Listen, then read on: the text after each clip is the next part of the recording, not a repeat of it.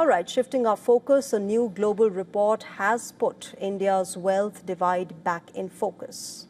The World Inequality Report says India remains one of the most unequal countries, with a large share of the country's wealth and income concentrated at the very top. Here are the key findings. The report shows India's richest 10% now hold around 65% of all wealth, while the bottom half owns just 6.4%. The top 1% alone controls 40% of the national wealth. On income as well, the gap is sharp. The top 10% capture 58% of the national income, while the bottom 50% get only 15%. Average wealth in India stands at about $31,530 in terms of purchasing power parity. But for the top 0.001%, the number nearly touches $1.13 billion. The report says India's inequality runs across income, wealth, and gender.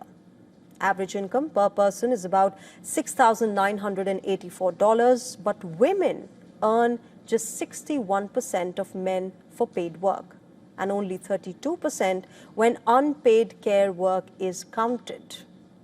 India has also slipped in the global income distribution. Most Indians today sit in the global bottom 50%. The report warns that the world's ultra-rich now pay lower effective tax rates than many middle-income households.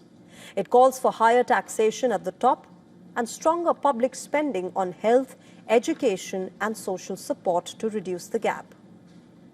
India's wealth gap is higher than most large economies. If we see the United States, the top 10% hold about 70% of wealth, but the bottom half holds more than in India. In China's top 10%, they hold about 60% of wealth. That's lower than India, with a higher share for the bottom half. But Japan is one of the most equal, as the top 10% hold about 45% of wealth. On the other hand, in United Kingdom, the top 10% hold 55 to 58%. That is still below India's 65%.